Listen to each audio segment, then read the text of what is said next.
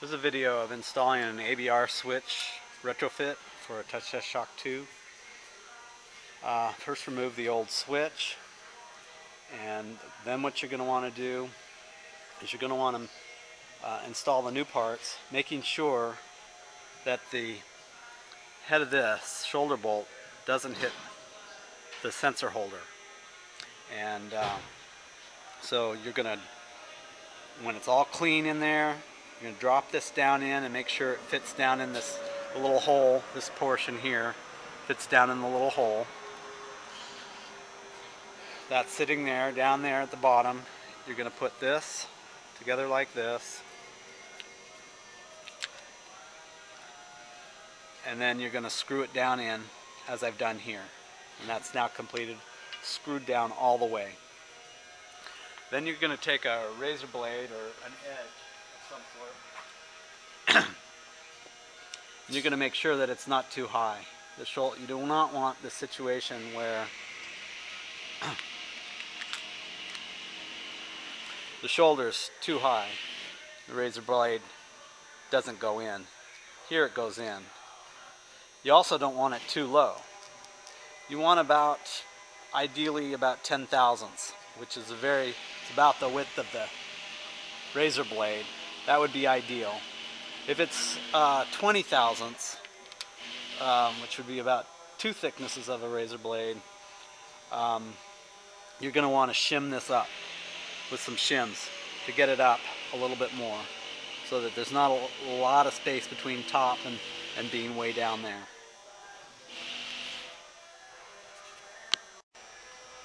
I forgot to add the case where the shoulder bolt is too high on the unit.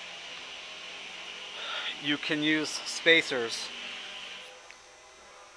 here to raise this up so that you can raise your razor blade in when you tighten that down on the spacer here.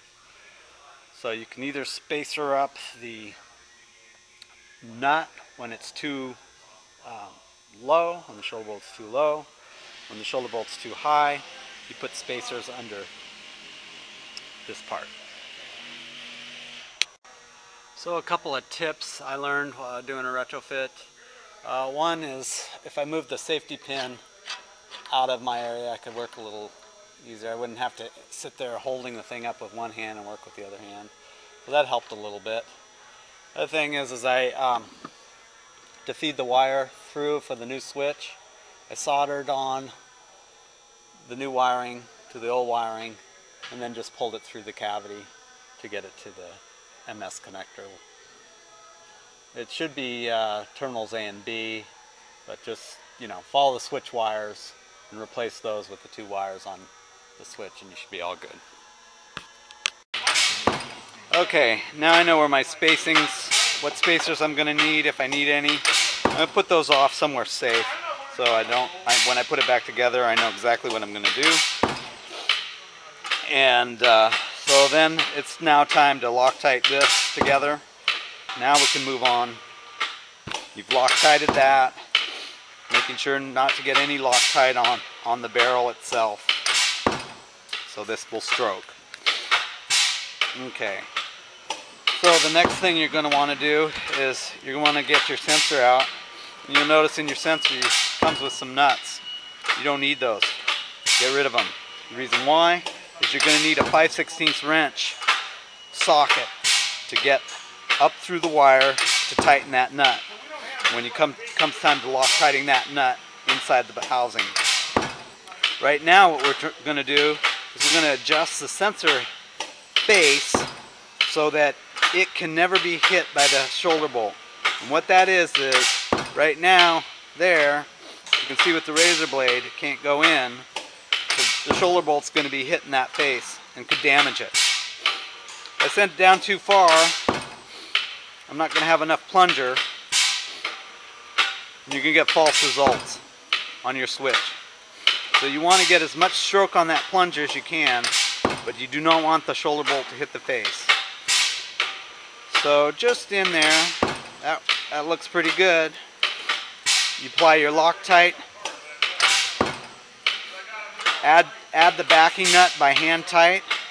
The hand tight will make the Loctite set and go do something for an hour while that Loctite there sets up.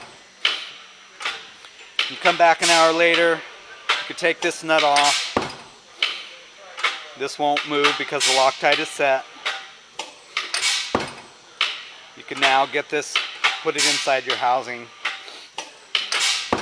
If you put wrenches on it, you will, I tested this, you will break this. And the reason why I tested it is I wanted to use a lock washer. A lock washer will not hold this with the amount of torque you need to make the lock washer work. So you have to use the Loctite finger tight. If you're going to torque it, no more than 80 ounce-inches. No more. Okay, you've now Loctited this so it won't move. You know it's never, shoulder bolt's never going to hit the top of the sensor. Make sure you remember your spacer. Put your Loctite on now. This is very hard to put this nut on. So you get your nut on in there. I can't even do it. I won't show you how hard it is. You'll find out. Once you get it on there, you go ahead and put this on. And you get it to tighten up. Hand tight as best as you can, and the Loctite will set. If you tried to do that all in one fell swoop, and you got that wrong, and it moved, and it's sitting proud, good luck in getting this apart on the machine. It is really hard if that Loctite's set up. So that's why the whole procedure is to make sure you first get that sensor not to move relative to that nut.